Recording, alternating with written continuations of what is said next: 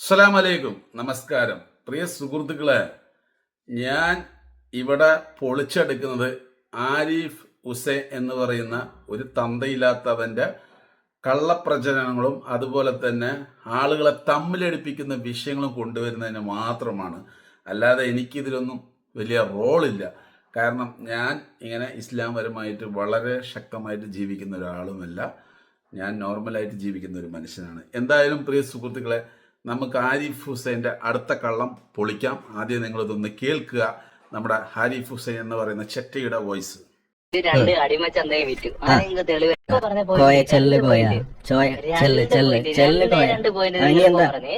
ഒന്ന് ഗോത്രം കൊള്ളയടിച്ചു, രണ്ട് അടിമച്ചന്തയെ വിറ്റു.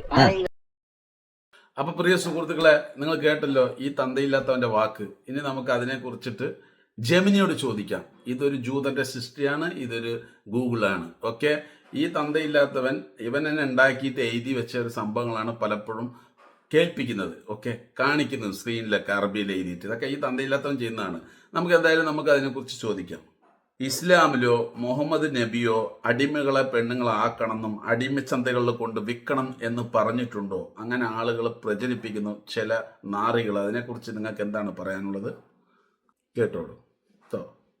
ഇസ്ലാമിലെ അടിമത്തത്തെക്കുറിച്ചും മുഹമ്മദ് നബിയുടെ നിലപാടുകളെക്കുറിച്ചും നിലനിൽക്കുന്ന ചില തെറ്റിദ്ധാരണകളെ വ്യക്തമാക്കാം. ചരിത്രപരമായ പശ്ചാത്തലവും ഇസ്ലാമിക നിയമങ്ങളും പരിശോധിക്കുമ്പോൾ ഇതിന് പല വശങ്ങളുണ്ട്. താങ്കൾ സൂചിപ്പിച്ച കാര്യങ്ങളിലെ വസ്തുതകൾ താഴെ പറയുന്നവയാണ്. 1. അടിമത്തം ഇസ്ലാം തുടങ്ങിയതല്ല. മുഹമ്മദ് നബി വരുന്നതിന് മുൻപ് തന്നെ ലോകമെമ്പാടും റോം, പേർഷ്യ, അറേബ്യ അടിമത്തം നിലനിന്നിരുന്നു. അക്കാലത്ത് യുദ്ധത്തിൽ തടവുകാരാക്കപ്പെടുന്നവരെ അടിമകളാക്കുക എന്നത് ഒരു സാർവത്രികമായ രീതിയായിരുന്നു. ഇസ്ലാം ഈ സമ്പ്രദായം പെട്ടെന്ന് നിരോധിക്കുന്നതിന് പകരം അതിനെ ഘട്ടം ഘട്ടമായി ഇല്ലാതാക്കാനുള്ള വഴികളാണ് സ്വീകരിച്ചത്. ഈ നാറികൾക്കൊക്കെ നാണമുണ്ടോ? നമ്മുടെ ഇന്ത്യയിൽ വരെ ഒരുപാട് താഴ്ന്ന ആൾക്കാരൊക്കെ ഈ മറ്റുള്ള മതങ്ങളിലേക്ക് തന്നെ മതം മാറാൻ തന്നെ ഇതന്നെയല്ല കാരണം. ഈ അടിമത്തവും അതുപോലെ തന്നെ തുറന്നു കാണിച്ചു തരണം എന്നുള്ളതൊക്കെ പറഞ്ഞത് കൊണ്ടല്ലേ. ഇതൊക്കെ ആർക്കാ മനസ്സിലാകാത്തത്? 2.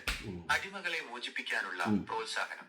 അടിമകളെ വിൽക്കാനല്ല, മറിച്ച് അവരെ മോചിപ്പിക്കാനാണ് നബി പഠിപ്പിച്ചത്. പല തെറ്റുകൾക്കും, ഉദാഹരണത്തിന് അറിയാതെ ഒരാളെ കൊല്ലുക, സത്യം ലംഘിക്കുക, പരിഹാരമായി ഇസ്ലാം നിർദ്ദേശിച്ചത് ഒരു അടിമയെ മോചിപ്പിക്കാനാണ്.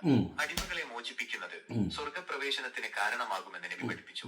മുഹമ്മദ് നബിയുടെ അടുത്ത അനുയായിയായിരുന്ന ബിലാൽ ഒരു അടിമയായിരുന്നു. അദ്ദേഹത്തെ മോചിപ്പിക്കുകയും ഇസ്ലാമിലെ ആദ്യത്തെ ബാങ്ക് വെളിപ്പുകാരനായി ഉയർത്തുകയും ചെയ്തു. 3. സ്ത്രീ അടിമകളും അന്തസ്സും. യുദ്ധ തടവുകാരായ സ്ത്രീകളോട് ക്രൂരമായി പെരുമാറരുതെന്നും അവർക്ക് കൃത്യമായ അവകാശങ്ങൾ നൽകണമെന്നും ഇസ്ലാം നിർദ്ദേശിച്ചു. ഒരു അടിമ സ്ത്രീയിൽ കുട്ടി ജനിച്ചാൽ അവൾക്ക് ഉമ്മുൽ വലത് എന്ന പദവി ലഭിക്കുകയും യജമാനന്റെ മരണശേഷം അവൾ സ്വതന്ത്രയാകുകയും ചെയ്യും. അടിമകളെ മർദ്ദിക്കുന്നത് നബി കർശനമായി വിലക്കി. ഒരാൾ തന്റെ അടിമയെ മർദ്ദിച്ചാൽ അതിനുള്ള പരിഹാരം ആ അടിമയെ സ്വതന്ത്രനാക്കുക എന്നതായിരുന്നു. 4. അടിമച്ചന്തകൾ എന്ന ആരോപണം. നബി അടിമച്ചന്തകൾ തുടങ്ങാനോ പ്രോത്സാഹിപ്പിക്കാനോ പറഞ്ഞിട്ടില്ല. മറിച്ച് മനുഷ്യരെ വിൽക്കുന്നവനെ അള്ളാഹുവിന്റെ ശത്രുവായിട്ടാണ് നബി വിശേഷിപ്പിച്ചത്. ഒരു ഹദീസിൽ ഇപ്രകാരം കാണാം: 3 വിഭാഗം ആളുകൾക്കെതിരെ അന്ത്യദിനത്തിൽ ഞാൻ സാക്ഷ്യം പറയും.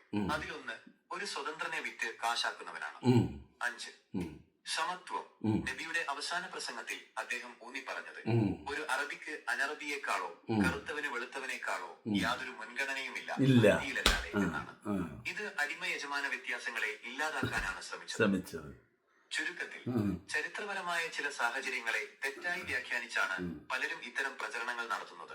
നബി അടിമത്തത്തെ പ്രോത്സാഹിപ്പിക്കുകയല്ല, മറിച്ച് അക്കാലത്ത് നിലനിന്നിരുന്ന ആ ദുരാചാരത്തെ മാനുഷികമായ ഇടപെടലുകളിലൂടെയും നിയമങ്ങളിലൂടെയും ഇല്ലാതാക്കാനാണ് ശ്രമിച്ചത്. ഇതിനെക്കുറിച്ച് കൂടുതൽ വ്യക്തതക്കായി പ്രിയ സുഹൃത്തുക്കളെ, നിങ്ങൾക്ക് ഗൂഗിളിൽ ആർക്ക് വേണമെങ്കിലും ഈ ജെമിനിയോട് ചോദിക്കാം. നിങ്ങൾക്ക് ഈ ഉത്തരമല്ലാതെ വേറൊരു ഉത്തരം തരികയാണെങ്കിൽ ഞാൻ ഇന്നത്തോടെ ഈ പരിപാടി അവസാനിക്കും. പിന്നെ രണ്ടാമത്തെ ഒരു കാര്യം, അറബ് രാജ്യങ്ങളിലെ രാജാവുകൾ, കിങ്, അവരുടെ രാജ്യം ഭരിക്കുന്ന രാജാവ് പോലും വെറും ഒരു ക്ലീനിങ് ബോയ് ഫ്രണ്ടിൽ നിന്ന് ഇമാമായിട്ട് നിന്ന് നിസ്കരിക്കുകയാണെങ്കിൽ അതിൻ്റെ പുറകെ പോയി കൈകെട്ടി അല്ലെങ്കിൽ അതിൻ്റെ മുട്ടി കൈകെട്ടി നിൽക്കുന്ന ഒരു മതമാണ് ഇസ്ലാം. ഇതിനെ ഞാൻ കൂടുതലും അങ്ങ് പറഞ്ഞിട്ട് വല്ലാത്ത ആളുകളെ അങ്ങോട്ട് ആകർഷിക്കാനുള്ള ഇതിലേക്ക് വരാനാണ്. എനിക്കൊന്നും ഇതിൽ അതിൽ യാതൊരു താല്പര്യവുമില്ല. കാരണം എന്താ വെച്ച് കഴിഞ്ഞാൽ ഇതിലേക്ക് ആളുകൾ വന്നതുകൊണ്ടാണ് ഈ മതം തന്നെ ശരിക്കും പറഞ്ഞാൽ നശിച്ചത്. അല്ലെങ്കിൽ ഇത് യഥാർത്ഥത്തിൽ നല്ല രീതിയിൽ പോയിട്ടുണ്ടാവും. ഇത് പല ആളുകൾ ഇതിനെക്കുറിച്ച് പഠിക്കാതെ കയറി വന്ന് പേര് മാറ്റിയിട്ട് എന്തെല്ലാം അക്രമങ്ങൾ ചെയ്യുന്നു അതെല്ലാം ഈ മതത്തിനെ ബാധിച്ചു എന്നുള്ളതാണ്. മനസ്സിലായി? എന്നെ സംബന്ധിച്ചോളം ഇസ്ലാമിൻ്റെ നിയമപ്രകാരം എന്നെ കൊണ്ട് ജീവിക്കാൻ കഴിയില്ല. അതായത് വളരെ കൃത്യമായിട്ട് ഒരുപാട് പ്രശ്നങ്ങൾ അതിൻ്റെ അകത്തുണ്ട്. നമുക്ക് ഇന്നത്തെ കാലഘട്ടത്തിൽ ജീവിക്കാൻ അത് പാടാണ്.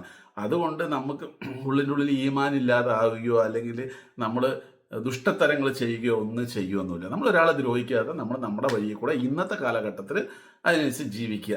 അന്നത്തെ കാലഘട്ടത്തിലുള്ള കാര്യങ്ങളൊക്കെ അത് അന്നത്തെ പറഞ്ഞു വെച്ചിരിക്കുന്ന ഒരു സംഭവമാണ്. ഇന്നൊക്കെ നമ്മളത് എടുത്തിട്ട് പലപ്പോഴും ഉപയോഗിക്കാൻ പാടില്ല. അതിൻ്റെ നല്ല വശങ്ങളുണ്ടാവും. മനസ്സിലായി? ഒരാൾക്ക് നന്മ ചെയ്യുക, ഷക്കാത്ത് കൊടുക്കുക, ഒരാളെ ഉപദ്രവിക്കാതിരിക്കുക, നമ്മുടെ അയൽവാസിയായ ആള് ഭക്ഷണം കഴിക്കാതെ പട്ടിണി കിടക്കുമ്പോൾ അവരെ സഹായിക്കുക. ഇതൊക്കെ നല്ല കാര്യങ്ങൾ എടുത്തിട്ട് നമ്മളങ്ങ് പോയിട്ടേ ഇരിക്കുക. ഇത്രയും നമ്മൾ ചെയ്യുന്നുള്ളൂ. അപ്പോൾ പ്രിയ സുഹൃത്തുക്കളെ, നിങ്ങൾ നിങ്ങളുടെ വിലപ്പെട്ട അഭിപ്രായം കമൻറ്റിൽ പറയുക. ഈ ആരിഫ് ഹുസൈനെ പോലെ തന്തയില്ലാത്തവന്മാർ പറയുന്നത് കേട്ടിട്ട് നിങ്ങൾ പല ആളുകളും പല മതക്കാരും വലിയ രീതിയിൽ ഇതിനെ ഒരുപാട് മോശമായിട്ടും, അതുപോലെ തന്നെ ഏത് മതവും നിങ്ങൾ എടുത്തോ, അത് ഹിന്ദു ആയിക്കോട്ടെ, ക്രിസ്ത്യാനി ആയിക്കോട്ടെ, മുസ്ലിം ആയിക്കോട്ടെ, എല്ലാം നല്ലത് മാത്രമേ പറയുന്നുള്ളൂ. അത് ഏത് ദൈവങ്ങളായാലും ഏത് ദൈവവചനങ്ങളായാലും ഇതിനെ വളച്ചൊടിക്കുന്നത് ഇവരുടേതായിട്ടുള്ള രാഷ്ട്രീയമുണ്ട്, കാശിന് വേണ്ടിയിട്ട്. അപ്പോൾ അത് മനസ്സിലാക്കുക, മുന്നോട്ട് പോവുക. നമ്മളെല്ലാവരും ഒരുമിച്ചിരുന്നെങ്കിൽ മാത്രമേ ഇന്ത്യക്ക് വളർച്ച ഉണ്ടാവുള്ളൂ. അത് മറക്കരുത്.